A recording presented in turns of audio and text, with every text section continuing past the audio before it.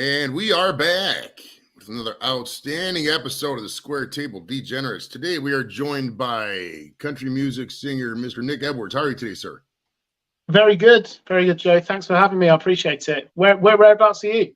I'm in Cleveland. I'm I'm not in the city. I'm about 7 minutes outside of the airport in North Olmsted, Ohio. So it's Sure. Yeah, but I've been in Cleveland my whole life, man. I love it here. I really do. I just got back from the VA. Actually, I found I got to go on blood pressure medication, man. It kind of sucks, but you know, it is what it is. Yeah. So I'm based. I don't know if you know England too well, but I'm in the north of the country. Well, kind of in the middle of the road, the country, but it's classed as the north.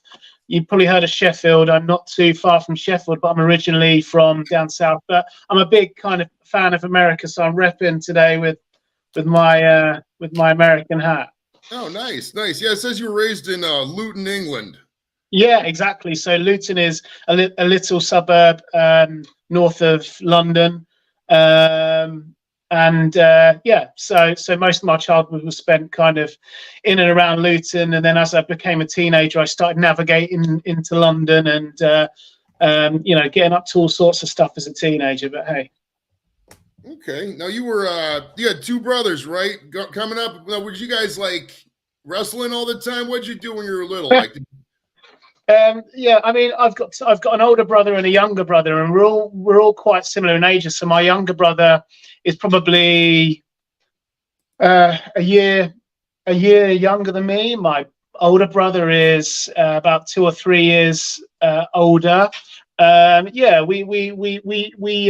used to fight a lot as kids. I mean, we actually used to have a dog, lots of dogs. We always had dogs, but this one particular dog we had was a Labrador. You had a Labrador, right? Sorry, we had a Labrador, but we had this one dog I wanted to talk about. It was a golden retriever. So they're known to throw your ball and they go and retrieve it. But my dad used to make us walk the dogs, right? And so most evenings we'd have to go and take the dog for a walk. But golden retriever dog we had just loved to run, and it used to pull us along like every day. It'd pull us along like this, and in the end, I just gave up trying to walk the dog, so I stuck on some inline skates on, and then just opened up the gate, and the dog would just go rocketing past, and I'd keep and I would just have to stay on basically until it ran out of steam and wanted to go home again. But yeah, we had a pretty kind of different childhood, but we were all quite kind of close as kids. Yeah, it's funny you mentioned that dog taking off story. I remember we had a black lab. His name was Axel, and right around when he was like a year or two old, we had the skateboard, and we used to just have him pull us. But then that got to the point where every time he wanted to go outside, he wanted to take off. So it's funny you tell me that. It reminds me of that story, because them dogs will pull you, man. If you're a little kid, you got an 80, 90-pound dog, man, I thought you're going to be having a face first of concrete there in a second. You'll be careful, bro. My friends would kind of see me go past really fast. I'd just go past them, like, but yeah, so our child was quite an interesting one. All right, now it says you were named after a Formula One driver because your dad was a big F1 fan. Did you follow that at all? Are you into car racing and stuff like that? So I mean, I watch it. But I must admit, I'm not kind of a massive fan. I do enjoy watching it, but not as much as my dad. So my dad used to race when he was kind of a teenager, in kind of the little kind of league stuff in England. And by the sounds of the conversations I had with him when he was alive, I don't think he kind of done too well on it, but he always enjoyed racing and racing cars. So he named me after Niki Lauda, who obviously went on to almost run safety in Formula One and became such an important character and person in Formula One kind of ever, really. So, but the downside to being called Nicky is that you go to school, right, and people know me as Nicky, and I always used to change my name to Nick, because if they called me Nicky, they used to just normally take the mick out of me. Yeah, my daughter's name's Nikki. That's funny. Yeah, your name's Nicole. We call her Nikki. It's great. It's fine for a girl, right? It's a lovely name for a girl, but when you're a boy and your name's Nikki, it's not a cool day. Right. It's endearing if it's like a girlfriend or wife call you, like, hey, Nikki, come. But if it's like a group, like if it's not a close friend, it does seem to be like a girl's kind of trendy name. But I've got buddies I call Nick, and it's weird because I got my buddy Nick Cholton. I've called him Nicky a couple times, but not much. Yeah, it's usually Nick. Just because if you, like you say, if you say Nikki, you just think of your daughter or some friend named Nicole. It's funny. Yeah. I know what it says. What first turned you on to music? It says you sang in the church choir starting at age 6. Now, were you shy at first, or did you have a knack of this thing for the rip? Were you like really shy, or did you just come in there like the really outgoing kid? Just, no, not really. So my I went to our local school, which is in just outside of Luton, and that's pretty much where I grew up. And it's like a small kind. It's the outskirts of the town, like in a place called Barton Hills, and it's like a kind of family kind of place. There's lots of young families were there when I was a kid, and we had like a big group of friends that we all used to hang around together. And so I remember going to in the UK we have kind of junior schools and then high schools, and you go to junior school up to the age of 11, and then you go to high school till it used to be 16, but now it's 18, right? So when I was at junior school, we have this kind of old fella walk in to the school, and he spoke to us all in like an assembly, basically, which is and he said that he's from the local church choir and he's recruiting whoever wants to join, and you'd get paid like £3 a week or something like that. So it was the £3 a week that sold me. I was like, £3 a week, I'm in. So I went along. It was a Wednesday night and a Friday night, and then you had to do the Sunday service. But actually, from the age of 6 all the way up to 16 is where I don't know, it was like I never went out searching for music, but I just learned to love it, very quickly. So by the time I got to 6, 7, 8, 9, I'd be at home singing, and my parents were like, well, we've got to get him out there to, into amateur theatre and into these singing groups, because he's just spending all day singing at home. So that kind of evolved into going into amateur theatre, and I've done a lot of amateur theatre. And then going into my teenage years, I got involved with bands, and it was at the age of 16 I started kind of picking up the guitar and self-taught and writing and playing. So yeah, it all goes back to being 6, being recruited into the church choir, and I loved my time there, really. And it's something that I think quite fondly about, and it's kind of where I learned my base for life, really. You know what I mean? My foundation for life. Now, how long were these services? Was it like because some services like an hour, some are like 3.5? Were you like, yeah. And for a kid, I run with this through my kids, sometimes it's hard to get a kid to, sit still in church, pay attention, etc. Oh, yeah. You know what I mean? Were these like extensively long services? Were you kind of entertained? What was the deal with that? Look, what was strange actually is that because I got recruited through school and then I brought into this choir, they had some kids of a similar age, like 6, 7, 8, 9, going all the way up to the tenors and the elderly people in the choir. But my mum and dad split up when I was 6, so I lived with my dad at the time. And my dad and my stepmom and all my other brothers never went to church. So there's just like little me, kind of 6, 7-year-old kid going to church choir on like a Wednesday, Friday night. I mean, this is going back to kind of the 90s, and I had a small group of friends, but yeah, I went to church on the Wednesday night, on the Friday night, on the Sunday. And I suppose I never had the opportunity to be a kid in church and start getting irritated with sitting down. For me, I was in the choir, so it's like I had to just sing the songs at the right interval, and if I fell out of line, I got the whip from the choir master. But it was not really. I wasn't really. I just genuinely found a love for singing, and at no point at the time did I think, oh, I'm in the church choir. I found it quite an interesting thing to be doing, and the alternative was sit at home. With my mum and dad and my brothers, really. So it was a cool alternative for me. Now, was there like a dress code? Did you have like a choir robe? Yeah, we did. Yeah, so we had I had like a red choir robe, and then you have this white kind of thing that you put over, like as you would imagine. So if you've ever watched any of like the services, Westminster or anything where they have the King's coronation, you see the little choir boys. It's like this red thing, long red kind of robe, and then this white thing you put over, and then you have this extra stuff. So yeah, I mean, thinking back, I mean, I was just completely open-minded as a kid, and I don't think necessarily kids would do it nowadays. And I know from speaking to people in local churches around here that it's really hard to recruit, choristers for choirs and stuff. And I would urge anyone to do it because it was really such a great foundation for me, and that's where I found my love. But times have changed massively. Oh, well, yeah, with the internet, and I mean, the internet was around then, but I mean, it was a little more or less mainstream, but with phones and video games, Call of Duty and Minecraft. I mean, my son does he does tap dance and, Boy Scouts. And sometimes he enjoys the activities, but sometimes even then it's hard to be like, it's like pulling teeth to get him to do the activities because the video games are so entertaining. So it is cool that you were just doing that out there, chilling and doing your thing. Do you remember any post-game snacks you used to remember finally? Because when I was doing research, I was thinking about church when I was little, and I used to love the donuts after church. I used to go into the gym. They have them for $3 a dozen. It was great. Did you guys get fed?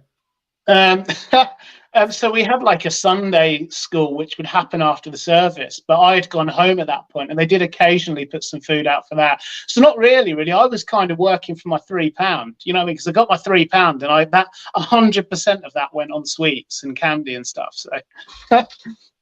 Oh, those sweet British chocolates. We'll talk about that later. We love them. Yeah. Now, you were talking about your theater background. A lot of people don't realize you worked in the theater for a little bit. Now, it says you were in a local theater or local amateur dramatic group.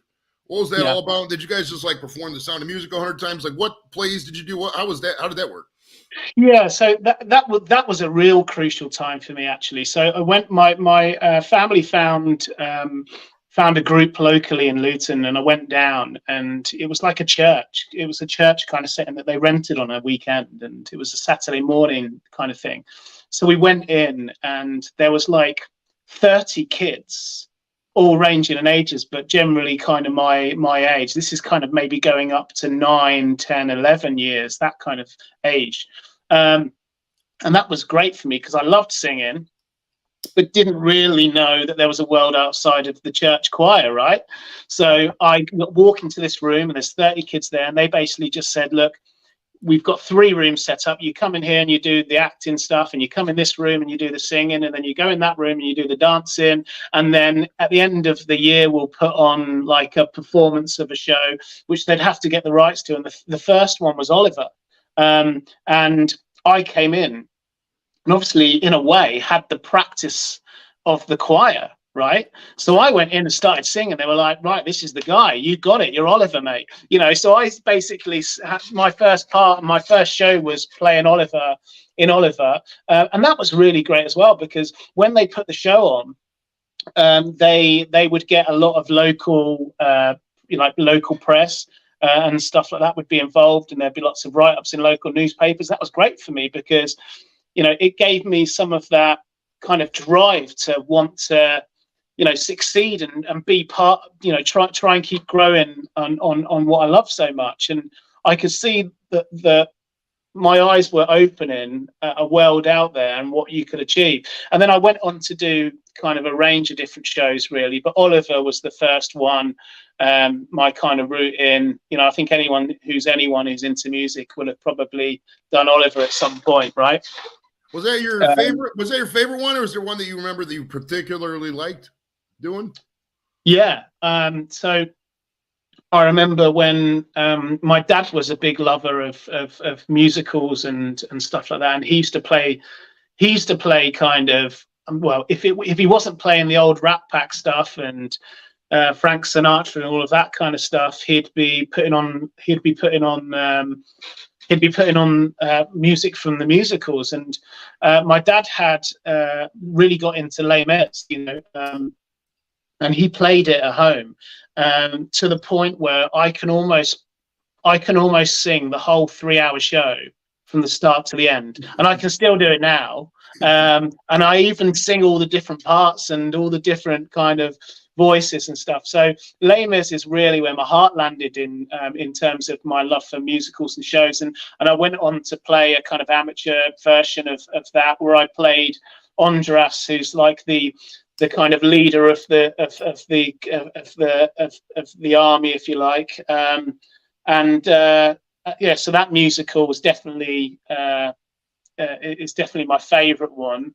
And that was kind of going into my teenage years. So I think I done that version of Les Mis probably when I was probably 19 or maybe even 20. So yeah, and my voice had deepened by then, so it was very easy for me to kind of cut that. And actually, I've from my music taste is so varied that, you know, you can put me in a musical and I'll probably fit there okay, and you can put me in a rock band and I'd probably fit there okay, and I've done all of that. And then you can put me in, you know, with an acoustic guitar just singing a ballad, and I'm good there as well. But yeah, so quite diverse, really. Thankfully, because of my background and all the stuff I've been involved with. Yeah, it's funny, the rights to musicals, and like, because my son does the tap dance, I was saying, and they got to pay all them rights for the random stuff, and it's like some of these people they just write a musical and just bank, right? Like the high school musical seems to be popular now. A lot of these, like, you know, high school drama clubs will do high school musical, and they always got paid for the rights and all that. You have to buy the rights in order to perform it, because you're making money on it. And I actually don't know how much the kind of fee is to buy the rights to it, but I mean, I know that they really had to invest the time and get the people on. I mean, I think we've probably done like a whole week's worth of shows, like Monday through to Sunday, 2 on a Saturday, you know, just to kind of, you know, just to probably pay the license fees for it. But I mean, and again, if you're a kid, right? I mean, I know everyone's got their own likes and needs and wants, but if you're a kid and you like music and you like singing, and it's such a big confidence thing. So by the time I was 16, 17, I was just like, had such a high confidence that I could do anything. You could put me anywhere. So, I mean, and as a parent with 4 children, I would just say, go out there and do all of these things, because they massively help build confidence. And it's surprising how much they help me even now, you know, and I'm kind of touching 40 now, you know. Yeah, it's half of it's just getting over the stage fright. Once you're not afraid of talking in front of a crowd, you can sing a song, you could do a dance, you could tell a joke. I mean, half of it's just about stage fright, bro. It's seriously like that, man, for a lot of people. Now it says your musical influences were listed as Johnny Cash, Sam Cooke, Ray Charles, and also to include more modern acts such as John Legend. Your mom would play some soul, some Motown. Love Motown. Great stuff, right? And your dad would play the Sinatra all the time. You were just talking about that earlier. Now, before I get into all this, and you just recently been to Nashville, did you get to see the Johnny Cash Museum at all? I actually have been to the Johnny Cash Museum, and I went to the Johnny Cash Museum with my wife, actually, because we went probably 2016, 17. So I've been to Nashville a few times, right? And the Johnny Cash Museum I loved. I mean, if I really go back, so obviously I've told you about my dad and my dad's kind of influence of music on me, which is kind of the stage and your more operatic stuff, really. And that's where my love for Frank Sinatra. I've got a picture of Frank Sinatra up on my wall. He is the man. And I love all that kind of stuff. But then my mum, because of the era she grew up in, she'd go, you know, clubbing and, you know, back in her day, and it was Motown, right? So Motown was kind of, for me, I got that the massive influence of Motown from my mum. But it wasn't until I kind of got out of my teenage years, where it was all about kind of heavy rock music and pop punk and all of that kind of stuff, that I was able to, you know, really explore music. But I never lost my love for the Frank Sinatra stuff. So I would literally go to a heavy rock gig in my hometown or in London and come back and stick Frank Sinatra on. Do you know what I mean? I had such a really strange, you know, music taste. But I always go back to the Motown stuff because musically, I've always wanted to have that kind of graspy soul voice that's something that I've always wanted to have. So it's something for me that I always take the technique from the soul singers when I sing, and then obviously the songwriting evolved, and I fell in love with kind of country music. And whilst I've always been a Johnny Cash fan for many years, and whilst I've always kind of loved country music, I explored it quite late. So for me, it was kind of like mid-20s. I suddenly found country music, and damn, that country music blew my mind. Honestly, I mean, Motown had a profound effect on me because it was just there as when I was growing up, and all the stuff I've talked about. But when you're talking about like crucial moments in your life where you listen to something, you go, damn, how can music have such a deep kind of, how can it get me that deep? But country music really did, like, and that's where I kind of my heart landed, really, in terms of my love for music. But to say I've got a broad taste, I mean, I've got such a broad taste. Like, I think I even freak out some of my friends sometimes with some of the stuff I put on. But that's great. I haven't gotten there in country music yet. I still haven't come around. But I will say that, like, the older you get, the more diverse your taste do get. At least that's my thing. Like, yeah, when I was younger, I mean, Sinatra played all the time. You're in the States, you can't get away from Sinatra. But like when I got older, like My Way, especially, dude, I love that song. And I did it I play that song probably 10 times a week. It's just such. I can get emotional listening to My Way. I literally I'm listening to My Way, and if I'm having like a hard time or I'm feeling like this, and it gives me a massive boost, that song, And I'm an emotional guy anyway, but literally, and he does a couple of versions where he plays with like massive orchestras, and they've reinvented it, so many different versions of it. But their music has always kind of been my driver, been my go-to, and it's gotten me in and out of lots of situations. My Way is so good. I even like Limp Bizkit's version of My Way. That's how good of a song and generational is. Like, both songs are total bangers. There's not too many songs where I like both versions.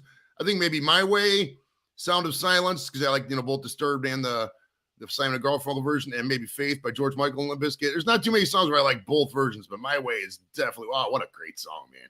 Yeah, and Limp Bizkit and all of those guys were my era growing up, and it's interesting you mentioned about the guy from Stained, and he's got an insane voice, and he's kind of doing a folk kind of country thing now. He's been doing it for a while, and I'm actually, because I'm coming over to Nashville in a few weeks, we're going to, we've reached out to Johnny Cash's son. We're hoping to meet up with him. He's got a studio over there. I really want to go and see his setup and meet him, as a fan and for future kind of recording purposes. But the gentleman, I forget his name now, the lead singer from Stained, but he recorded in John's studio, which was originally Johnny Cash's and June's cabin studio that he now runs with his wife, Christina.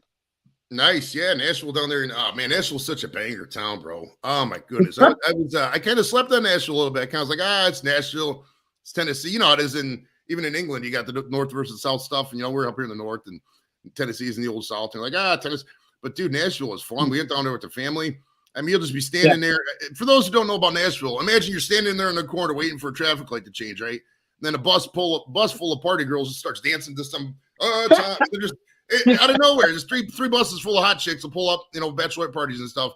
I mean, not that I'm still trying to understand, right? So, like, I mean, I'm not completely been to so many different places in the States, but I've been to a few. So we've done kind of road trip California, we've done Texas, I've done Tennessee, but as a tourist going over there, you're kind of like, well, yeah, Tennessee is a dry state, right?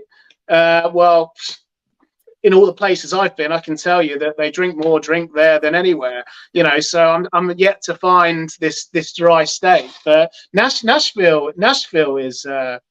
is just crazy, right? It's absolutely crazy a place, but it has everything. So I went out there with my wife years ago, and we had a good time, and it's good for that.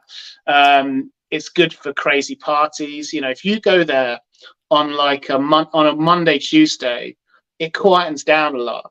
But as soon as Thursday, Friday hits, right? Thursday night, it's like chaos from the start, from Thursday night to Sunday, Monday morning. That place is chaos. But I love it. I love the place, and I'm a big fan of America, and that's actually my dream to have an opportunity to go over to the States and just to experience it and live there for a couple of years. And I'm still trying to figure out a way in which I can make that work. And maybe music will take me there. But if not, I really want to come over and stay for a couple of years and really experience America, because I'm a big fan. So what you got to do, if the legal ways don't work, you just go off the plane and you get lost. And then you just start talking like, howdy, y'all, and just fit in. You'll blend right in, bro. They ain't going to know the difference. Probably hard with 4 kids and a wife, right? We're all lost. Right, little girls, quit calling your mom. It's mom now. Mommy, not mom. How would you describe your style as? Like, you got your own style? What combination? If I said, Nick, what artists totally influence your show? Like, if I say, where am I to my show today? I'd say it's a combination like Wayne's World, Joe Rogan, Jeff Bezos, like that. Who are if you were to say, take bits and pieces of each performer that combines your style, the main ones, who would you say it'd be? It is a really hard one, because I do feel like that I've taken lots of different things. So I essentially, to me, it sounds like a kind of country soul pop, if you like something, if you were going to stick it in a genre. I mean, it's a hard one. It's a really hard one. I mean, I think it's kind of unfair to genreify artists. Does that make sense? Like, I don't want to say you're a country artist, you're a soul artist, you're a gospel artist. You're kind of just, Nick Edwards. You know what I mean? Is that how most musicians feel? Like they don't want to be pegholed or pigeonholed, so to speak, in a tiny little genre? I mean, if we go back to like maybe 2013, 14, and I heard Zac Brown Band for the first time, and I remember listening to their first record, Foundation, and I think it had been out maybe not long, maybe a year or year and a half, or whatever. And they were starting to really get some traction. I think they were about to release their second record album, and I listened to that record from start to finish, and I just thought, that is fucking amazing. That, I mean, what it represents, so that was really my entry into really exploring country. So I thought, if this sounds this good, what the hell am I missing here in country music? And then it was kind of exploring it from there, and I came across all sorts, and from kind of the Zac Brown stuff to Alan Jackson, and I'm a big Alan Jackson fan. I heard his stuff, and it was almost like I then started searching for music. The more country it was and the more southern it was, I loved it even more, so I'd be on this big search for stuff. But it's really hard for me to kind of pigeonhole it. I would say that I've taken kind of the typical pop structure of a song and the songwriting, because I grew up in the 90s and it was all about kind of boy bands, and you had a verse and you had a pre-chorus and you had a chorus, and I've kind of taken that as like my gospel book when it comes to kind of writing, but then I've taken vocally the kind of soul side from the Motown, and then amalgamated it into kind of going from folk stuff. So it's artists such as kind of the Frank Turners of the world. There was a UK artist called Get Kate, Wear Kate, Fly, who I used to listen to. Again, they were just kind of UK artists. I think they came over the States for a little. I don't know if you've heard of them. And that kind of catapulted me into the country stuff, which was kind of the icing on the cake, really. And that's where I feel like I found my style, which takes the influences from all of those things. But I mean, I could reel off a list of people who have had an influence on me at various different points in my life, but we'd need a longer podcast, man. Right, here for 2 hours. The same way. I mean, at the end of the day, you just stuff you remember throughout your life influences you may not even realize it. I mean, everybody's like that, because I mean, with my show, it's like, there's sports influencers, music influencers. It's like because I don't just like sports, don't just like music. I mean, it's all stuff. I like all kinds of things. Same thing with when you're performing music. You could there might be a time you're hanging out with somebody you want to bust out a rap, or maybe other times you want to play some country. There'll be other times you want to jam to some Metallica. It just all depends, who you're with, what the vibe is. And I do like kind of, like the rhythm, the R&B, well, the new kind of R&B, and I like kind of the old R&B, and I love all of that as well. And whilst it doesn't kind of fit me in my character, I still love to kind of explore myself vocally, from that standing point. And so, there's definitely a good mix in there. And I do think that I do feel that as an artist, I can go over to the pop side a little bit, and go over to the countryside a little bit, and then maybe even go off into maybe the kind of pop R&B side of it a little bit, but try and keep that trajectory kind of country, and that's kind of where I'm at now. And who knows? In 10 years' time, it might evolve to be something completely different. But I think the initial feedback I'm getting is great, because people are saying that yeah, it's got the soul, it's got the country, it's got the kind of pop, it's got all these different things. But I've had a few people that have said that it sounds like it has its own lane, and that's great, because it means that I'm taking influences, but I'm not kind of following a suit, really. So it means that for me, I feel like I'm on the right tracks.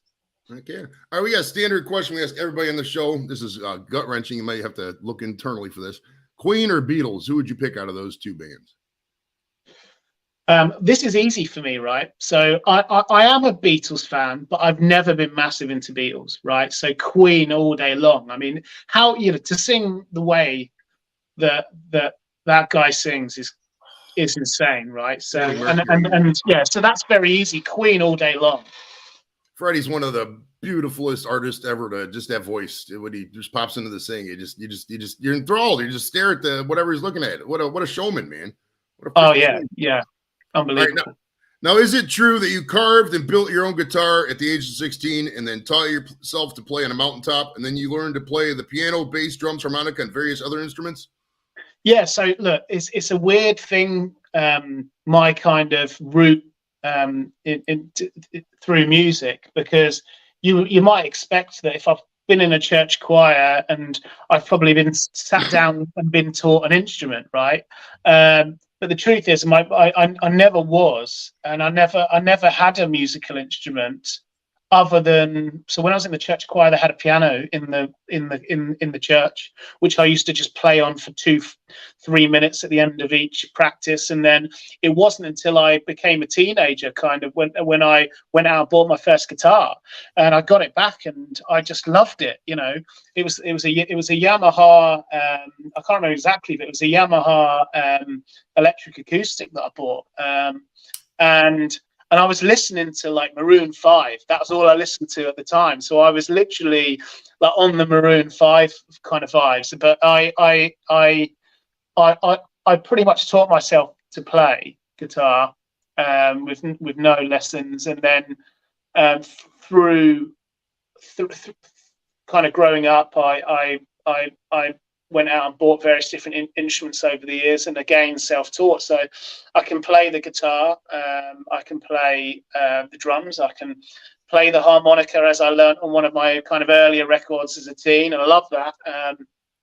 So just kind of a bit of a natural with music, I guess. But what's strange is that I'm not a typical kind of textbook player. So to give you an example, right? When I went out to Nashville to record my single, the one I sang on Britain's Got Talent last year, I went out to Nashville to record it, and we got home and realized that we needed to retrack the acoustic guitar, because I was doing a promotion with Small, which is like a karaoke app. So they needed like a karaoke version of the song so that people could sing along and didn't have the singing.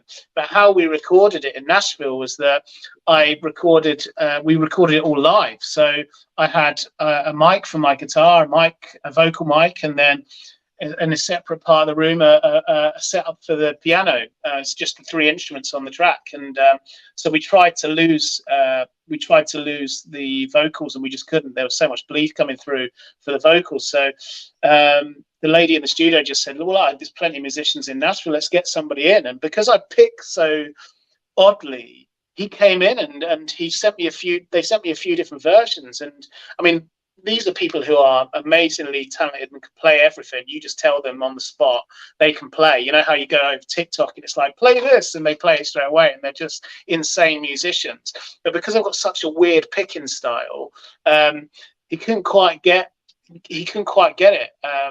And then I guess through that I realised that being self-taught has its downfall. And then we had to retrack it here in the end. But yeah, so yeah, all self-taught, and just explored the instruments myself, really. Okay. And that came just from my love for music as well. Is the guitar your favorite instruments to play? If not, is there any instruments that you tried to play and you just didn't care for? Not really, no. I mean, like, I love the bass and what it represents in a song. You know, it's the rhythm part of the song, and I've always really passionate. So when we start putting together the record and I start hearing the bass come through, I'm like, oh, turn up the bass, because I love how a bass instrument can really change a song. So bass for me is such a passionate part of a song. But yeah, I mean, look, I'm more of a rhythm guitarist than anything else. You know, I write the songs, and then collectively as a band we all put my idea together on paper, and then we put it together bit by bit, you know, in the studio, and we normally demo the songs first, so we can figure out what we want to change, and then we record them for real using the demo as a template, and then just replace the instruments and in that way.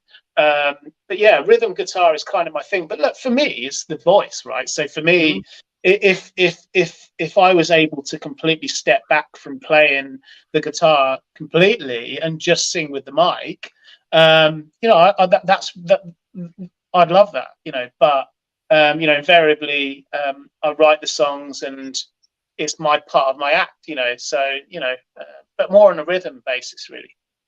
You've got a question from Captain. He's over in Northern Ireland. What football team do you support? That Premier League we're talking here. Well, look, I'm not massive on football. I never really got into football. I didn't have time really, because I was too busy singing and doing other things, right? But my family have various different teams. My sons are massive into football, crazy. So my oldest son Jack is a Man City fan. Okay. And he's obviously they had a big win at the weekend, so he was going crazy over that. My father-in-law is a Sheffield Wednesday fan, which is kind of our nearest kind of side, about 40 minutes away from where we live. Yeah, so I'm not massive into football. I think my children are quite big City fans or Sheffield Wednesday. I got to ask you why. This is just me opining, because I've noticed this. I got a lot of UK friends that have been over there. How come nobody roots for the team like from their area? Like here in the States, like in the NFL. Like yeah. I'm in Cleveland, everybody roots for the Browns. You get maybe one or two people, but you know, it's pretty much all Cleveland Browns. You go over there, like if you go to Liverpool, you got people root for Leeds, you got people for Liverpool, people root for Arsenal, people for Man City. It's all over the map. Is it basically like whoever your dad and great grandfather rooted for, and then they moved and you still root for that team? Why is that like that? Yeah, I don't know. I don't know. So my son's story, right, is that he was actually born in Luton, and he's starting to really get back into Luton actually, and you know, them as a kind of team. But when we moved up, it just became, you know, who his friends at school were kind of into. You know what I mean? It kind of becomes a bit like that. And I think, you know, when I was a teenager, it was all about kind of, you know, the mid-90s. It was about kind of Man United and that team. And I was never massive on football, so I just kind of followed, you know, what people liked, really. So, but there is still a lot of people who support their local team and they're real diehard local team supporters. But I do think that there is also that group of, you know, if you go to school and somebody, you know, is from somewhere else and your group of friends just happen to be into some particular team, then that's it. You're in that. That's the team you support. That happens quite a lot. All right, we got a question from Jules. She says, Nick, do you feel like learning how to read music and choir helped with your learning instruments and musical composition? Do you feel like learning how to read music? Yeah, so I can read music, but very slowly. So if I had a bit of sheet music up on the piano, it would probably take me a fair while to kind of read it. So all of my writing and playing is all from ear.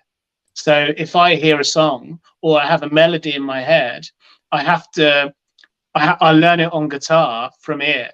So I'm not particularly trained, from the technical side of things in terms of reading music and stuff. I wouldn't know where to start. It's all kind of music from ear, really. And I suppose that's the downside of teaching yourself. Unless you have a piano teacher or a music teacher, right? You're stuck playing to ear. I'm the same way. I never really learned how to play an instrument. But when we first moved into this house, there was a piano in the basement, and I learned how to play the Simpsons theme on piano. But it wasn't like I learned the keys. I just learned where the keys were. It was like dun, dun, dun, dun, dun, dun, dun. You know what I mean? So yeah, I kind of feel you on the learning it by ear stuff. That's very Beethoven-esque. You know what I mean? Just you don't learn the theory, learn how to play. Well, exactly. And I went through a period of my teenage years where I pretty much would only play the piano on the black notes, which is so weird, and I've got people who I know who are piano players, and they're taught and they can read music and they're amazing musicians, and you put a sheet of music up and they're away, and I'll play a bit of music on the black notes and they're just like, what? Like, how have you ended up in just the black note? And I suppose that's what's great about playing music by ear, is that you kind of can really explore an instrument and go, oh, I like the sound of that. I like the sound of that. And it doesn't really matter what it is or what it represents or what key it is or whatever. It sounds good. It sounds good, right? But that's kind of where I look. My starting position when I write music is that, I'll have a play around with the instrument or I'll have an idea in my head that I'll try and recreate on an instrument, but it's all from ear, right? Thank you. All right. How old were you when you first came to the States and performed? And what city was, and what were your first thoughts of coming over here to the big land of milk and honey? Look, my only show that I've done in the States, believe it or not, is one of the honky tonks on in Nashville. I done an acoustic set last year, just after the show, a place called Acme, Feed and Seed, and it's on the Nashville Strip, right at the bottom. Just over the river from the Nissan Stadium. Okay, I'm still here. My camera just. Right. Okay. And in terms of my experience, I mean, look, I definitely want to explore playing live more, and it's been a bit of a road to get us to a point where I went on the show and it was a surprise. And then I came out and it was like, go to Nashville, record one song. You can't go and do a gig with one song, right? So it was like, we've spent the last year really trying to get everything together so we can go live. And when we're looking at really taking to the road in October time, at which point I'd love to explore traveling the world and playing gigs for sure. All right. Now, sometime in your mid-20s, you found your passion, country music. Now, I got to ask, why country music? Like, you're from England. Like, I visited England. It's not exactly, there's not honky tonks in every corner. You know what I mean? It's not like, it's popular. It's not like I have a traditional Ulster breakfast and then I go listen to, Waylon Jennings for 8 hours in the jukebox. What was the ultimate thing that was like, all right, Nick Edwards needs to be a country singer? I honestly, I just fell in love with it, really, and I fell in love with it kind of late in the game. And if we go back to kind of when I kind of found Zac Brown and where I started kind of exploring it, and then finding Alan Jackson, and then going all the way through and listening to all these kind of modern and old country artists, and I just love. I mean, I'm a real honest lover of the kind of American songbook. So when you grow up and you listen to your dad listens to Frank Sinatra, right? He's an American guy, right? It's part of your history, part of your culture. And then you come through and your mum and dad are listening to Motown. And these are all kind of, yeah, there were some UK Motown artists, but most of the big ones were all from America, you know, and from the, you know, I think the all originate from Detroit and that kind of area. And then you go through and you find country music, and they're all American acts. So for me, I just became a big lover of the kind of American songbook. Every single artist I loved was American. So I just became a big lover of country music, and through my love for America and the American songbook, really. And more so because when I listened to the music, it always hit me and got me. And it's like, I don't know, it's like finding something that it's really hard to explain, but it's like finding something that you really love, and you think, why haven't I heard this before? It's like, I don't know, being into tattoos or something. You find tattoos and you start getting tattoos, or you find, you know, a genre of music, and you know, and you become that genre, or you find an interest, whatever it might be, and you follow that interest.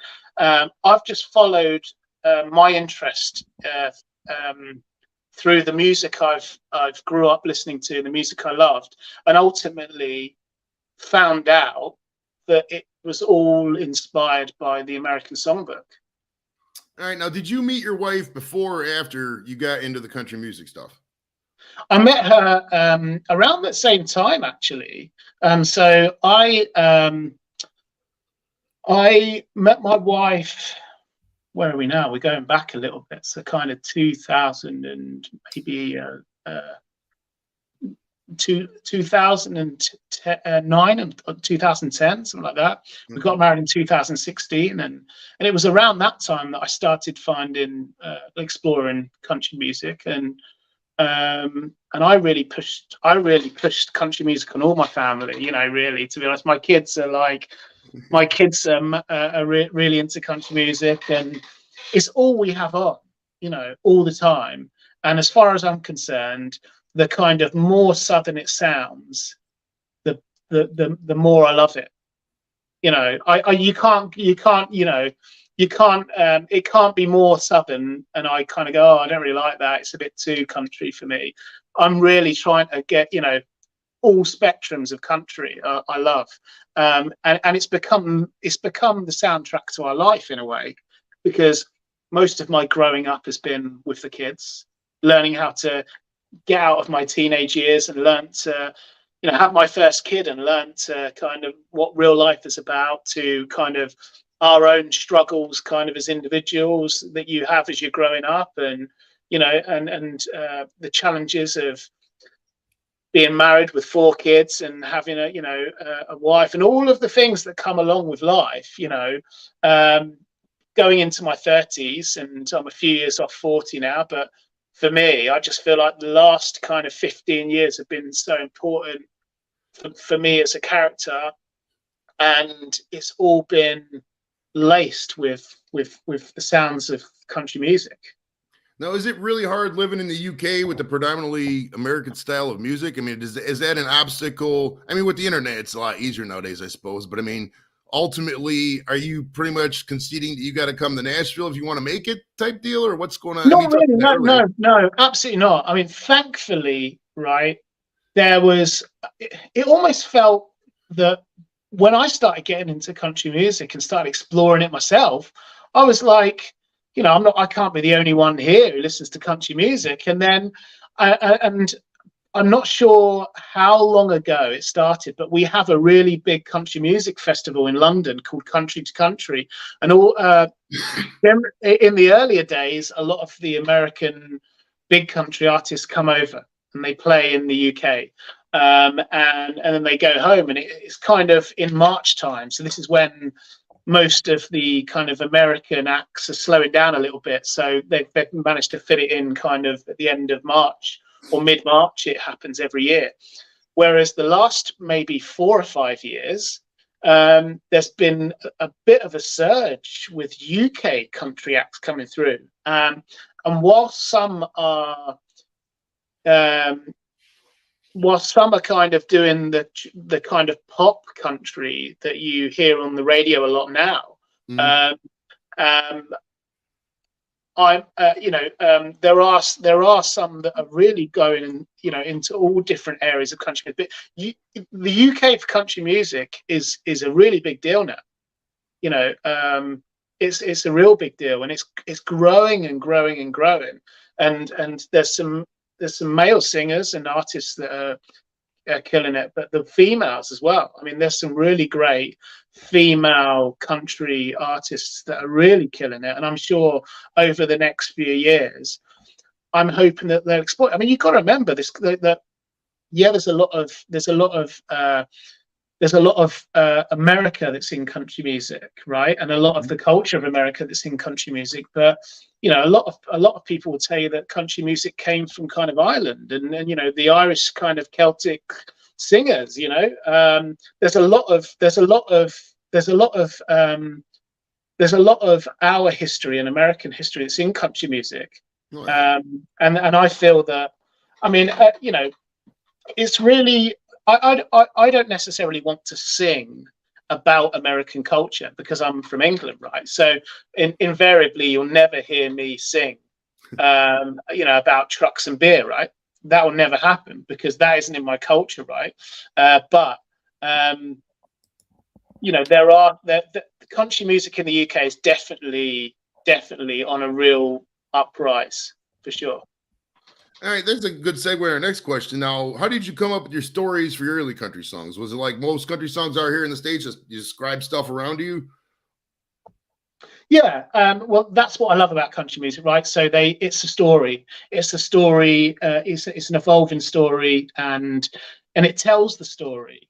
So that's essentially what I hope my songs are, and my starting point when I write and play. And certainly my latest EP is a kind of a collection of songs that hopefully tell a story, but still have that. I mean, I still think that there's still a lot of pop culture that are in my songs that I don't mean to be there. They're just there, right? Because I grew up in the 90s where it was all about the boy bands, and it was like, unless you had a catchy chorus, that's all we listened to on the radio. So there is a lot of the pop culture kind of that's got into my songwriting, but it just doesn't sound like it.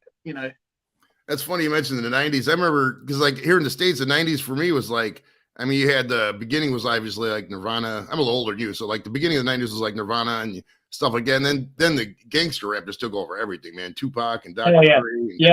And the mid 90s was pretty much all rap. I mean, and then you had like, it was all rebellious music. It was like, it seems like the times they were singing about things they wanted to do in the 90s, we're like living it now. And we should go back and change some of them lyrics. Break stuff.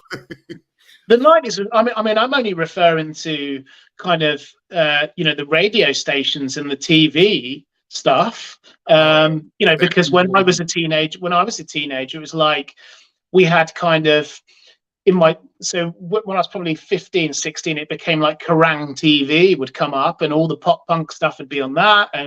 But if you weren't watching Kerrang, you were like the TV channel, you were listening to the radio and listening to Boyzone, right? So you had to pick, you're either listening to Boyzone or whatever, or you're listening to this, or you know what I mean?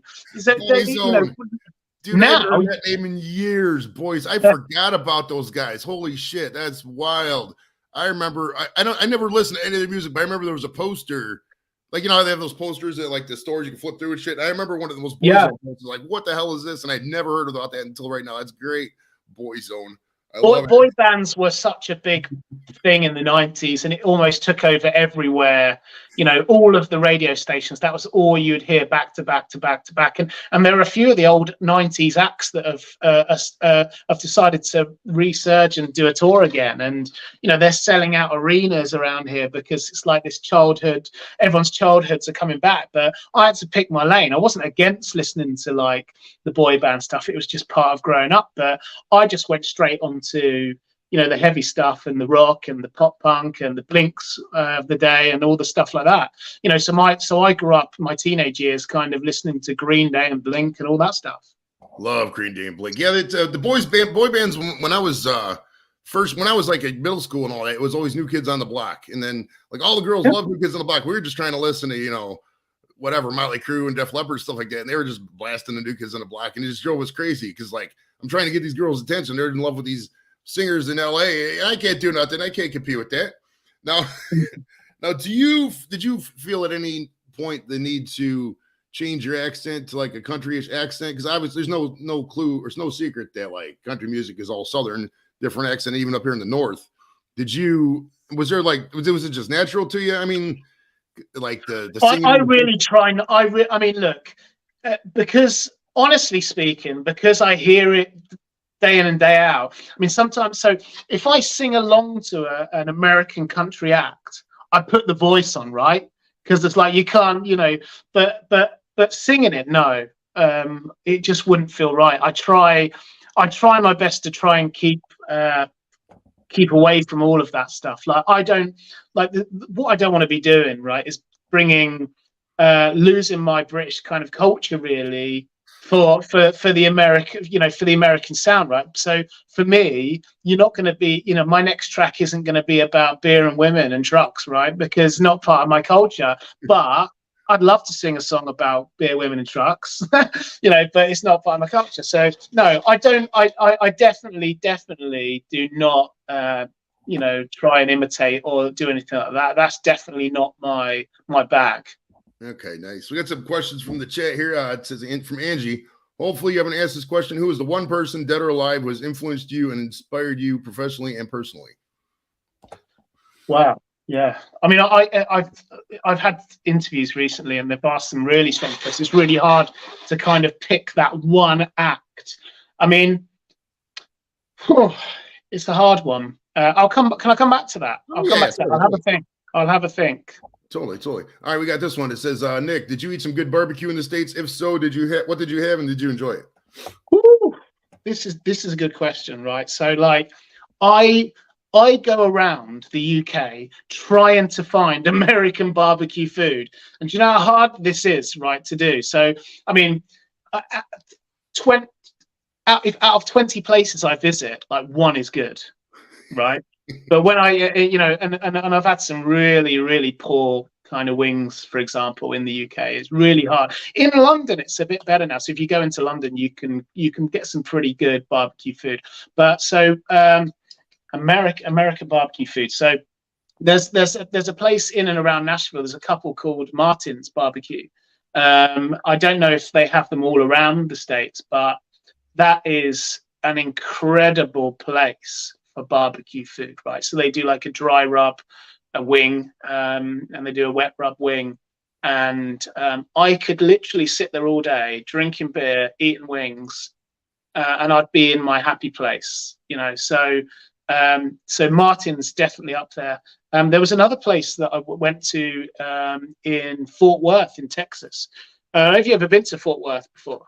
I've been to Dallas. I've never been to Fort Worth. Okay, so yeah, you're not far from Dallas. It's over the west a little bit, and it's kind of like going back in time. You've got kind of people riding horses down the street, kids riding horses down the street. Every day they do this kind of convoy of bulls riding down the street. It's a really incredible place, and there's a barbecue place there. I'm trying to think of the name of it. And that is incredible. You walk in, the name might come to me, but it's round the corner from Billy Bob's, okay. Which is the biggest honky tonk in the world, apparently. A great place, and it's round the corner. And you walk in, and there's a guy just on the barbecue, and you can see everything. So the first thing you see when you come in is this like blanket of meat of all sorts, and you've got to choose what you want before you go in and pay. And I'm just like, you'll have that. And I remember the one time I went in there, I bought so much stuff. There's no way I was going to eat it, but I just kept piling on because I loved it so much and wanted to try it all. And then you go into this big room and that you eat. I'm a big fan of American barbecue. It's my favorite. Love some barbecue. Next time you're in Texas, I don't know if it's all over the state, but there was this place in San Antonio called Texas Lane Cattle Steak Company or something like that. Them steakhouses, oh my goodness, Yeah. a little pricey. You know, steakhouses get to be pricey, but my goodness, it was good. And brisket too. If you've never had brisket, my goodness, I'm a friends with a lot of barbecue channels on YouTube because my buddy down the street here does a lot of barbecue. So I've gotten to experience some of the best in the U.S. Oh, it's so good. I think I could live off barbecue alone. It's phenomenal. Oh yeah, and the food is always great when I come over, because I'm deliberately trying to search out wings pretty much, or barbecue of some sort. But we occasionally we do try and find, there's a chain called Roadhouse, the Roadhouse, right? Texas Roadhouse. Yeah, the Texas Roadhouse, and I know it's a chain, and maybe the expectation is, like, for us, we've got something called the Beefeater, which is something around the whole of the UK, and to us, it's not the best food. It's kind of just your cheap kind of family food. But we went to the Roadhouse. We've been to a few, and you walk in again, and then you get all the steaks shown on the in the fridge. Right. And you pick what steak you want, and we love the Roadhouse. So we always seek out a Roadhouse, Texas Roadhouse, when we come. Those butter rolls that they first come out with, I my goodness, I fill up on those. It's ridiculous. Yeah, you can. Yeah, and we love the potatoes with loads of salt on them, like created in salt, and then you get the sour cream and the cheese and all of that. Yeah, so we love Texas Roadhouse. Yeah. Heck yeah. I read that before you got in your BGT audition, you went into real estate and boxing. So how was the real estate career? I find like real estate way boring. Like there's no way. Like when I bought a house, there was a stack of paperwork like this tall that I had to fill out. It just, by the end of the time, I was just writing a line for my signature. Did you get out of real estate because it was too boring, or what was the deal there? So no, I still have my company. So I'm still a director of my company, and things are going well there. And it's kind of management of apartment complexes, blocks of flats and stuff like that. And I know it's becoming an even more popular thing in the States now as well. They're building them everywhere, right? So this is like kind of a leasehold type scenario that we have in the UK and Wales. And I mainly started pursuing a career in something half serious when I realized that I needed to actually maybe give up on my dream a little bit of being a musician and being a singer, and try and take life a bit more seriously. And I kind of fell into it. And the boxing stuff is an interesting one, because when my son Jack was born, he obviously I didn't have a huge amount of time on my hands, but I definitely didn't have any time to play music and write and have that quiet time. So I was speaking to my wife about wanting to get into something, and I took a real interest. I just got besotted with boxing. So I started watching it on TV, subscribing to everything, going to buy tickets to go and watch it. And I'd come up to Sheffield, because we used to live near to London at the time, and I would travel all the way up to Sheffield to see and follow the Sheffield boxers. There's a gym here called the Ingle Boxing Gym, which is in Sheffield, and you've probably heard of Prince Nassim Hamed, who's a really famous UK boxer. Yeah, so yeah, exactly. So that was the gym that he used to train at from a kid. It's like half an hour from here, and the likes of Kell Brook and Ryan Rhodes, and a load of really accomplished boxers came out of that gym. And I just became my wife's dad was originally from kind of Sheffield way, and so I got into boxing, and my wife would almost be like, how much money are you spending on going to this boxing? Because I was going every other week to the boxing, and then I ended up speaking to somebody and navigating my way kind of in. And I went to, I sent an email off to the British Boxing Board of Control and asked them how I might be able to train up and get into that. And they replied, and I went in to meet them, and kind of put across my love and for boxing, and at the time I was just mad into it, so I was quite knowledgeable of what was going on in the scene at the time, and was able to sell myself in the right way. And then they put me on a year's kind of training program. It ended up being about a year and a half, and I spent 4 or 5 years as an inspector with the British Boxing Board of Control, and really thoroughly enjoyed my time. What I love about boxing, right, is that the characters you meet are incredible. I'd meet people who would have nothing, literally nothing, that came from nothing and had nothing, and they were fighting for their £200, to fight. And then you'd occasionally the very few would go on to make millions and be mega famous, and that is an incredible thing to see. Oh yeah, right? Here in the States, they always had a thing that said the worse the neighborhood the gym is, the better it is, because you go in them just gritty, urban gyms and just learn how to box, learn the sweet science, learn the moves and everything like that. The worse the neighborhood, the better the gym. They say that with barbecue too, or with some barbecue. They say the worse the neighborhood, the better the chicken. Yeah, I mean, look, boxing. I've met some really great people in boxing. I've made some kind of great long-term friends, and people who always reach out to me every couple of months, check in with me and how I am. And I'm really proud of kind of my time that I spent there, because it was another part of my life that gave me a huge point of perspective, with life. And I'm really, really pleased that I did that, really. But that was when I lost touch with music. And what's really strange is that I stopped doing the boxing in the December before Britain's Got Talent show. And then 2 months later, I was surprised on the show. And then I was back into the music again. So I found boxing because I needed something, because I didn't have the time to do music, and I needed something else to kind of, an interest to occupy my time. And then when 2 months after I stopped doing it, music found me again. Nice. It's really strange. I'm gonna put you on the spot. Who is the best or your favorite British boxer of all time? Naseem Hamed. Long way. Yeah. Over Lennox Lewis, huh? Oh, even Ricky. Yeah. Hammond? Okay. Yeah, I mean, look, I've met Ricky loads of times. Ricky's amazing as a person and as a fighter, and yeah, I mean, look, I can watch loads of boxers and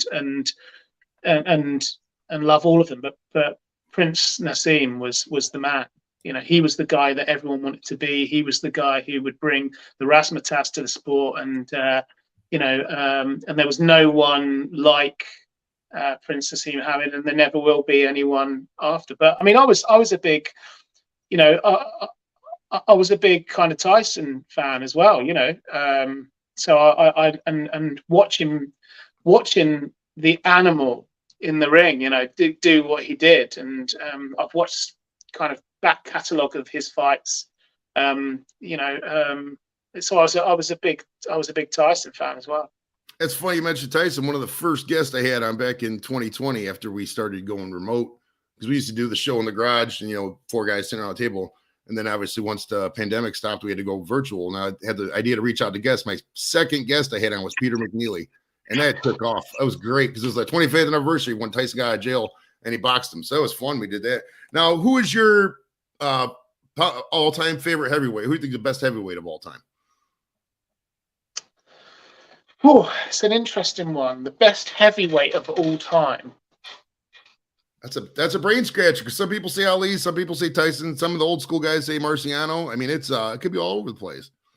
Some will say Klitschko. Yeah, it's actually a really hard one. I mean, I think the textbook thing to say would be Muhammad Ali, right? But I liked what Ali was and what he stood for and his fights, and he's created. But I think for me, Mike Tyson is definitely kind of more nearer my era, and so for me, if I was going to pick someone, it would be Mike Tyson.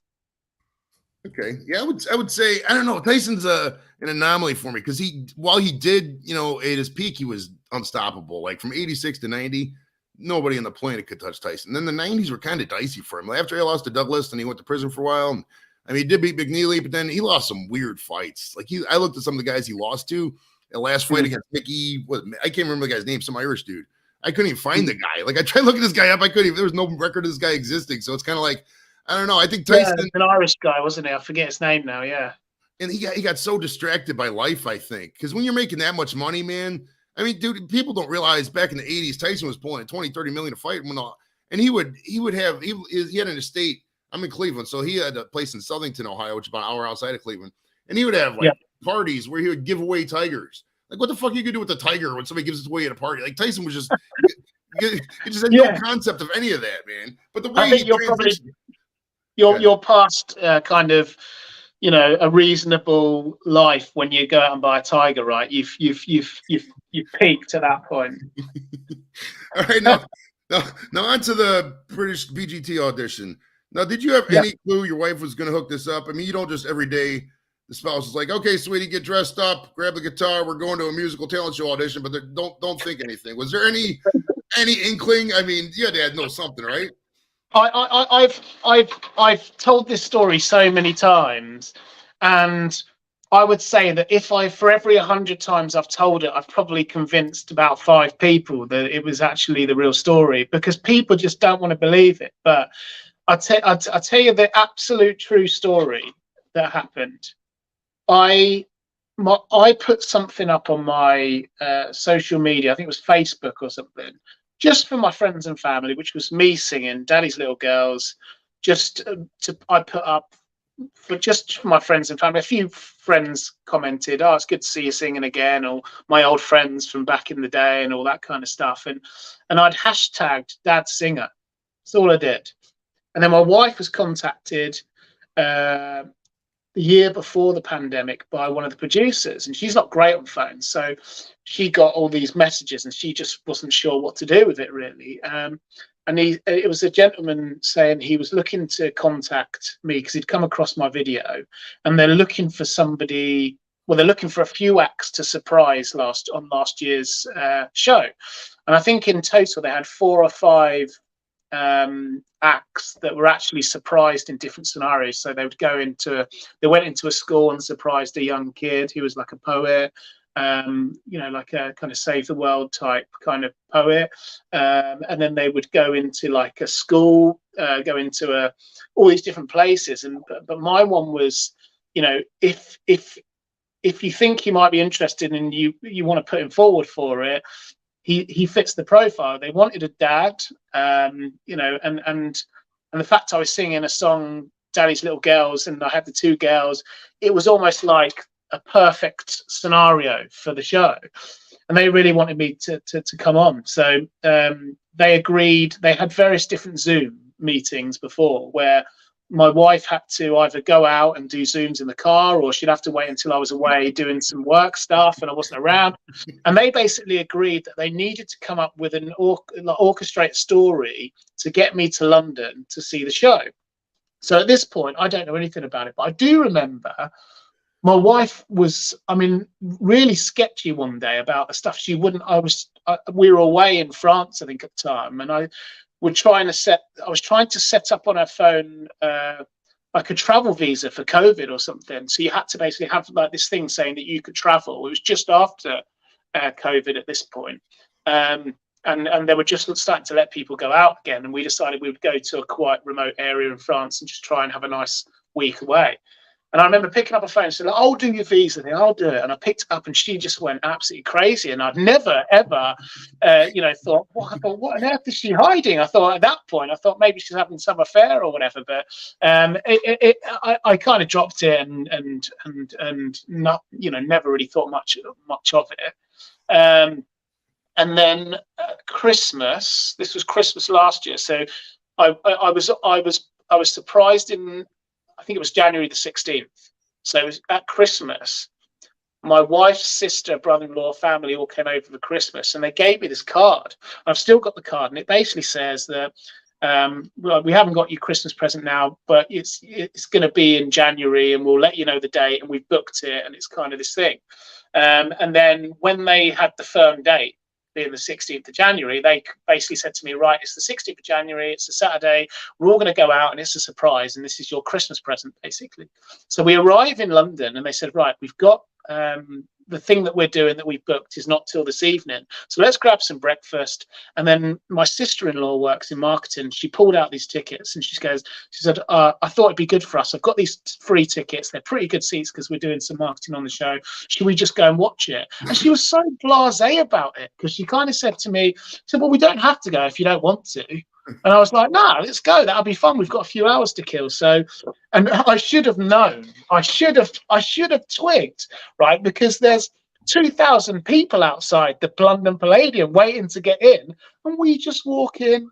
We just walk straight in past everybody, and my sister-in-law is saying, "Well, it's, we've got these tickets because we're doing, we've got these special seats because I'm doing marketing on the show or whatever." So again, I didn't twig. We sat down in the auditorium. We're about 4 rows back from where the judges sit. A lady comes up to us and she says, "You're sitting in the Gogglebox chairs, so we've got to mic you up." I'm thinking, why have you got mics? I don't know if you've ever seen the show. Basically, when the camera navigates in between the acts, you hear what the audience say. And she explained that, and I went, "Oh, that sounds quite fun." So I put a mic on, and my brother-in-law put a mic on, who was sitting next to me. And then 5 or 6 acts go by. And then the lady comes up to me again, because the mics we had were all attached to the chairs.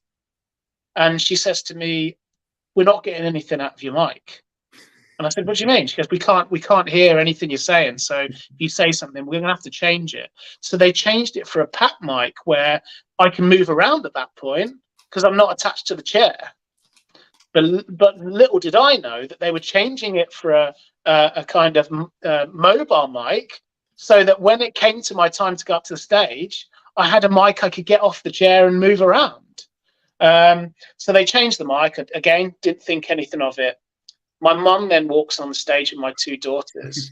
I register my mum. I'm like, the first thing is I thought, recognize that lady. Oh my God, it's my mum. So my mum walks on the stage with the girls. And my immediate reaction is thinking, right, what is going on here? I'm starting to feel really nervous, a bit uneasy. I'm thinking, I hope they're not trying to get me on stage to do singing or whatever. I was hoping that they weren't going to drag me up at that point. But I had a thought.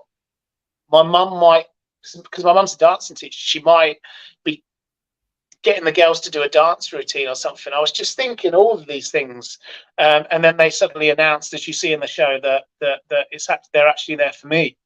And at that point, I was like, "Oh my," I was petrified, genuinely scared. So I walk up to the stage, and everything you see on the show, you see as it unveils itself. And on the show, you see me walk off and walk straight back on, because obviously the edit. But I actually had 40 minutes to go backstage and prepare myself for the show and prepare myself to perform the song. So I was taken upstairs to a dressing room. These 2 guys, I was in a bit of a blind panic, thinking, what on earth's going on? And they said, "This is the Facebook post of the song we want you to sing." And at that point, I thought, right, okay. Ant and Dec, who are the people who present the show, quite a big duo presenters here in the UK, gave me my guitar as I walked off stage. So I already had that. My mum had brought the guitar up, or down. Sorry, I brought the guitar down to London, so it was already there when I got there. And these 2 guys said I mean, I wish I could capture it, and it'd make a fantastic comedy sketch, right?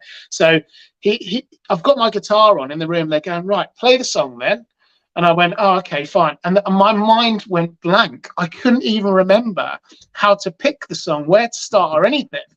And they were almost looking at me as if to think, he's got to go on stage and perform in front of 3,000 people, and he can't even remember the song we've asked him to play. And they decided at that point they were going to leave the room, because they knew that I was in a bit of a panic. They said, "Look, just relax, have some water, take 15 minutes to yourself, and then everything will be all right," basically. And they left. And I literally sat down, I cried a little bit, I prayed, and then I went downstairs, which is where the stage is. I tried to kill some nerves by looking out in the audience, just to try and kill some nerves, just to really understand what I'd be walking out to. Because what I didn't want to do is walk out and suddenly go, "Wow." I wanted to kind of see what it looked like. So to kill some nerves, I would stood at the back of the stage, almost peeping through an area where I could see the audience. And then the rest is history, really. I went out, performed the song, got a standing ovation, got through to the live shows. And I think within 48 hours, the internet went crazy. I mean, I'd never experienced anything like it. And I think the Facebook post alone is, well over 300 million views. That's insane, yo. 150 million, you get the gold record, I think. You gotta apply for that gold record. So that's YouTube, I think. So this is just the shared post on Facebook. I think YouTube's done about 12 million or something like that, but it was the Facebook post that just went absolute nuts. And if you go onto Britain's Got Talent Facebook page, it's up to about 320 million or something like that now. Now, when you were up there on stage, did you? I mean, you know the song's a tearjerker. It's no secret. Anytime I don't know what it is. I kind of know what it is. That moms like seeing dads being involved in young girls' lives. You know what I mean? It's no secret. I post on Facebook with my kids. I get the same shit. You know what I mean? But yeah. Did you slowly? How soon in to where you're jamming did you start seeing people in the audience just start crying? I mean, because I played the song for a couple of my buddies here, and they literally a couple of people had to turn the camera off because they're just bawling. Like it's an instant schmaltz. You know what I mean? Did you? Yeah, I know. Like, these guys are crying. What was? I never really registered the audience because I was so in the zone, just trying to play. The only time I ever really looked at the audience is when I stopped playing, and in the segment on the show, there's a gap between me finishing the song and the audience actually clapping. It's like this dead silence that lasts about 5 seconds, right? And this is another question I get asked: was that a genuine kind of silence, or was that edited? That was completely genuine, because I remember thinking, "Oh no, they're not saying anything." Like, and then suddenly, the whole place stood up, including the judges, and at that point, I was so emotional. I just couldn't keep crying in. But I mean, in terms of the audience, I only really understood the gravity of the kind of performance in the song after the show was aired, and people from all around the world would write to me and say, "Oh, I saw you perform on the song," and you know, I've had people who are in war zones who are missing their daughters that, you know, loved the song. There are people in all walks of life that have lost their parents, have lost their dads, and never had relationship with their dads. You know, hundreds and hundreds of messages from people, you know, who found something in that performance, which were really touching for me. Heck yeah. Now, dude, how was that first week after being on that? Because I mean, I had to imagine it was a world zone blitz. I mean, because you're basically coming from, you know, whatever singer to just overnight the entire nation, the entire country knows who you are. We gotta be real. BGT is one of the biggest shows over there. Yeah. Was your phone just blown up with interviews and you had to do like a whirlwind tour? How was that first week after being on that show? The first week was crazy, right? So it aired on the Saturday night, and they had another episode on the Sunday. By the Sunday morning, I was been scheduled in with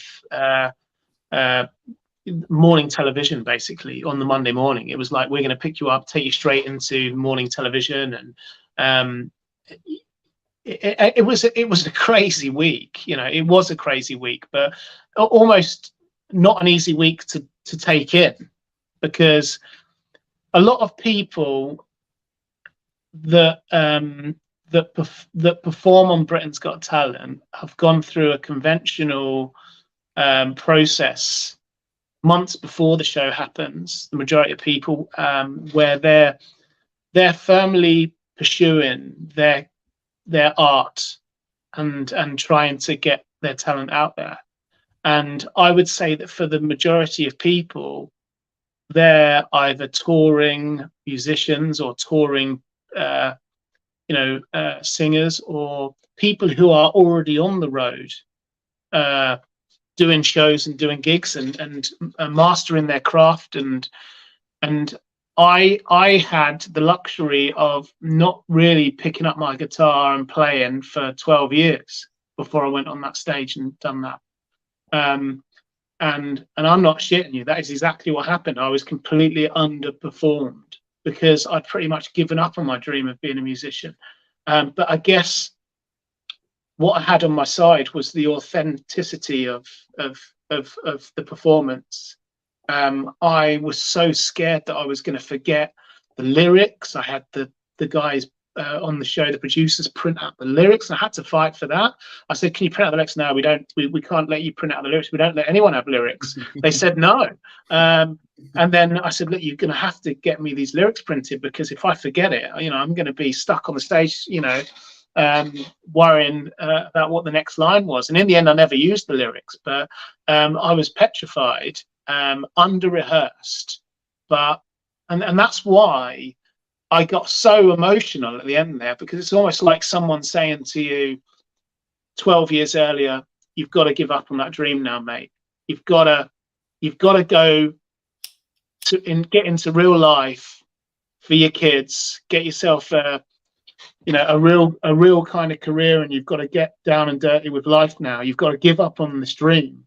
And then I finally come to terms with the fact that I'm not going to be a musician, I'm not going to be a singer, and I'm not going to be what I always hoped I would be. And then somebody comes out of the bush, literally, and says, "Here's your ticket, mate. You've just got to go on that stage." And that's why I got so emotional at the end, because it was, even thinking about it now is killing me. It's almost like someone giving you that kind of a seal of approval that it's almost like getting that seal of approval at the end, really. It'd be like somebody coming to me, it'd be like Joe Rogan coming to me, be like, "Yo, I want you to interview me." That's the equivalent in my eyes. You know what I mean? That's what an awesome life boost, man. How cool is that, right? You just you're just doing your thing, selling houses, watching boxing, and boom, 10 million people watching you. Yeah, and I can tell you, 90% of the people do not believe, because they don't want to believe, because of the razzmatazz of the show, that I literally went from my couch drinking beer on a Saturday night watching boxing to the London Palladium to 300 million views to now trying to pursue my dream again. People don't get it, and they don't understand that, because the show, I guess, brings a certain element of razzmatazz, and in TV they 9 times out of 10 they have to kind of over exaggerate things, and obviously because they're trying to build a program, of an entertainment program for the public and the TV. I get all of that, and not apart from the fact that they found a person who was a dad, so it hit their profile straight on. He was singing a song to his 2 daughters, who were 2 cute little, girls, 4 and 5, and they're singing a song called "Daddy's Little Girls." Apart from all of those things that you can't change, it was all completely authentic. But the 90% of people, you're just never ever going to convince. And I actually think that if I could convince those 90% of people that it was all completely real and it is exactly what happened, I think that it could have been even bigger. But unfortunately, I had a lot of stick in the newspapers. I had a lot of stick, all online about the mic and about lots of other things. And I felt I dealt with it as well as I could, but it was very hard, being on the couch one night and then suddenly being in the newspapers for something that I hadn't even had any control over. I just went up on the stage and sung my heart out. Give me a break. Now, what did you're obviously, your 2 little girls were up there. What were your other 2 kids doing while you guys were at this show? Were they there with you? They were at home. So they were at home with my wife's mum and dad, watching on not watching on TV, watching on the phones for the updates, basically. So after the show, it was like my wife would send an update. He's been on. He had a standing ovation, and then obviously it wasn't until the April when the show aired that those people who weren't there were able to actually finally see it and watch it. Now, how long, besides like when you were on stage and you got to talk to the judges, was there any did you get to talk to them off stage after the show or anything like that? Or was it just that was it? So the 2 female judges that were there. So you've got Simon Cowell. I never met him really at all throughout the whole show, really. not kind of on a personal level at all. But the girls came up to me at the end and they just said, you know, because I was the last act on that particular day, and they were really encouraging. They just said, we really hope that you do really well in this show, and we hope that you know, you're able to kind of rekindle your love for music again. And they were really nice. But the two gentlemen, so this is David Williams, who's the UK kind of comedian. I think he's been on some of the other shows as well, Australian's version, and may have even been on America's Got Talent for a little bit as well. And then obviously Simon Cowell. Never really had any involvement with any of them or ever really met them on a personal level. Okay. Now, what are some things you really like about America as opposed to the UK and vice versa? So I mean, I can honestly say with my hand on my heart, if there was a way for me to move my family to America, I'd feel at home. Like I love the culture, I love the food, I love how passionate you are about your country and the music. One of my favorite songs is your national anthem, believe it or not. And I just love it. I mean, I'm coming over to Nashville in a few weeks for 4th of July. So I'm going to be in Nashville for 4th of July. And I just love how crazy you guys are about your own country. And you don't really get that passion over here. I mean, we get a lot of people that are really passionate about kind of, you know, the king and obviously the queen before she died and all of that kind of stuff. And but yeah, I love America for all of those reasons. But I guess the foundation is always the music, right? So the music is what I love about America, and hopefully in my lifetime I get an opportunity to really explore more of America, because I love it. In terms of what I love about England, I mean, one thing that you don't get anywhere really that I've been, that you do get in the UK, is these kind of quaint, kind of old Charles Dickens type places. I mean, we've got lots of them in the UK, and they're great to visit. London is kind of a melting pot of different cultures, right? So you can literally go and do anything you want, visit any country, whether it's food or just go to a part of London to try and you know, almost visit any country in the world. You can bet your bottom dollar you can find it in London, right? Any country, any food, and it's great. But if you come out of London and come around to some of the places around England, we've got some amazing places. So near us, we've got a place called York, which is kind of an old Charles Dickens type place where the cobbled streets and little shops selling, you know, some real random stuff, from cigars to, you know, all sorts of bits and bobs. And then we've kind of got, if you go all the way down to the coast, there's a place called Cornwall. I don't know if you've heard of Cornwall. I've heard of Cornwall. Yeah, Corners. They speak. Yeah. I watched a couple documentaries on it, actually. There's like a group trying to bring back the Cornish language and some of the history, because like London, they say London was ignoring them and building it. Like what I gathered is London's kind of, the States are kind of the same as the UK in that, like, you'll have the big cities with all the rich people, like New York. New York and London are pretty much the same city. We different cultures may acknowledge it here or that, but New York and London are kind of the same thing. But you'll have like the rich people living there, and then like the quaint places, what they're doing, the rich people just buy a second home and say, you know, like in the States, like maybe in the Long Island or something. And, you know, that'll be, but they only go there for like the summer or a couple months, and the rest of the year, the house sits vacant, you know? Yeah, I mean, look, Cornwall. So me and my wife got married on a beach in Cornwall, and you wouldn't necessarily associate kind of picturesque, kind of California-looking type beaches in England. But if you go down Cornwall, you know, I mean, you could take a picture of a nice white sand beach in Cornwall on a nice sunny day, and take a picture of the same in California, and you probably wouldn't know the difference, right? It's very close.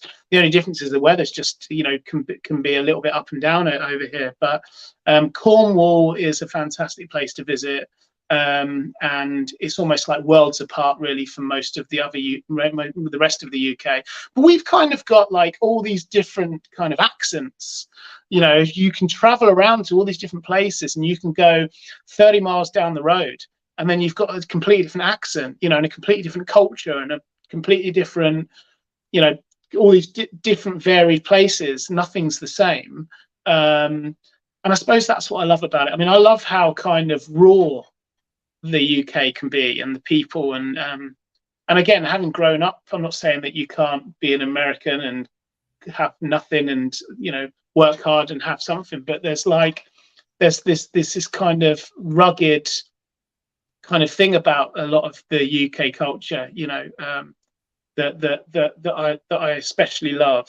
But saying that, I think, you know, between you and me, if I could pick anywhere to go, I'd definitely have a lust for the US and coming over and trying to experience some of it properly. Maybe live there for 3 years and try and take it in. You got to move to a weed legal state, bro, because I'm telling you, man, the legal weed is a game changer. I know you might not be into weed yet, but in 10 years, if me and you were having this conversation, you'd be like, man, you were right about that weed, Joey. It was great. It's amazing. Yeah, well, I'll get to that. All right, so let's go on to this. You got your new album called, there's an EP. EP is the shorter ones. It's like 5 songs, it says. It's called 1960. Yeah. So the notes say it's an old hometown love story. Wait, let me read this right. It's an old hometown love story, a country song with a folk twist. Is this like one of those concept albums where like all the songs kind of interconnect, or what's your inspiration? I'll give you the quickest overview I can of it. So it's a 5-track EP, which is like a mini album, right? It's got two extra full-length tracks because we've had to consolidate some of the tracks down into kind of radio edits, because by the time we finished the song, they were like 5-minute songs, and we had to consolidate them down into kind of 3 minutes in order for them to be kind of radio ready, if you like. Otherwise, the radio stations don't tend to play them.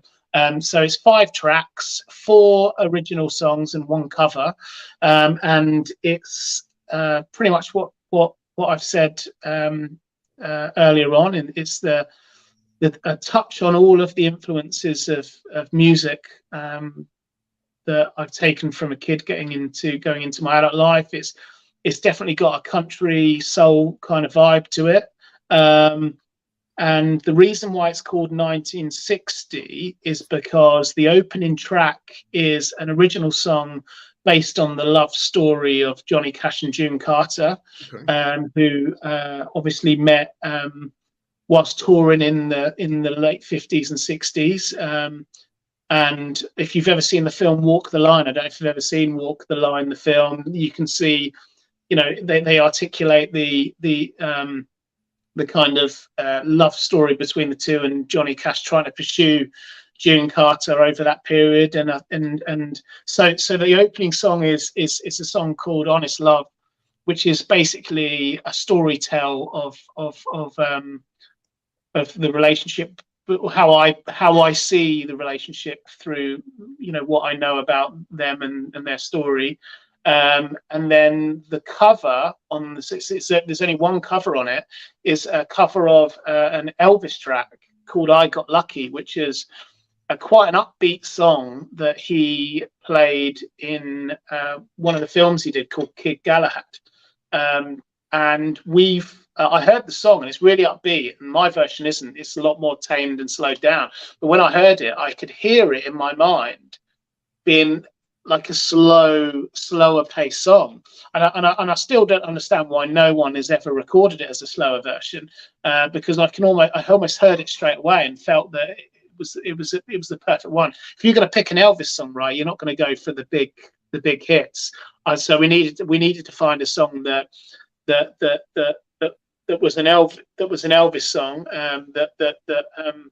that wasn't one of his bigger hits, and we kind of landed on I Got Lucky. But yeah, so it felt fitting that the record would be called 1960, and it's hopefully what I'm hoping to be my entry kind of into the country music scene.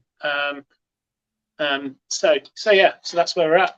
Okay, now I did watch the video, the interview video that linked me. Now, how long did it take you to film this video, and where was it filmed? And was the black and white your choice, or was that just a creative decision?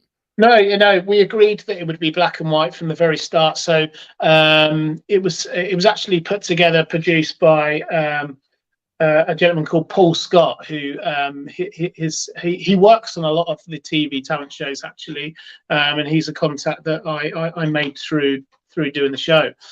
We booked out a whitewash because we wanted it to be black and white. It was really important that we had this kind of big white room.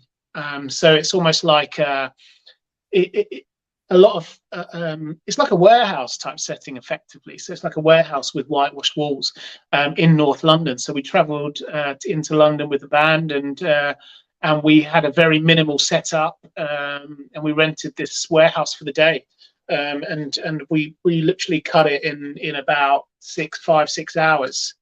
You know, with quite minimal lighting, and we wanted it to be quite modest, really. And we felt that complemented the kind of black and white idea, and also the whole idea of, so if you watch the music video, it starts color, and then as you go in the room, it turns black and white, and again, that was a really important thing that I wanted to include because of the kind of the idea of my influences in music, and the journey that I want this EP to, you know, how I want this EP to come across. I don't, you know, it's not when you listen to the songs, they don't sound like songs from the 1960s. That wasn't the aim. The aim was just so that those that are listening understand the story behind the EP, the story behind my sound. And it just felt black and white was a good way to go, and I'm glad we did, because I think it, you know, with the whitewashed room and the black and white feel, I think that it's a good starting position for me, you know, in my pursuit for, you know, being a successful kind of singer-songwriter and country artist. Thank you. All right, couple more questions before we get out of here. It says, do you play electric guitar or just acoustic? Just acoustic. I've never played an electric guitar, never, believe it or not. Yeah, I've still got to. It's on my list of things to do, but I play acoustic, really. Outstanding. Well, we'd like to thank Mr. Nick Edwards for coming out and spending a lot of time with us. This is a fun interview. Be sure to sub to his YouTube channel. I linked it below in the chat. Join us next Sunday. We got 11 a.m. British time, 4 p.m. Eastern. We got Nick Van Eed from Cutting Crews going to be on. Nick, it's been an honor, my friend. Appreciate it so much. Yeah. Thanks for taking your day out to join us, man. I appreciate it. Thanks very much, and good luck with everything. All right, cool. Let me know if you want to have a talk again. Cheers. Bye-bye. All right, we'll see you guys. Bye.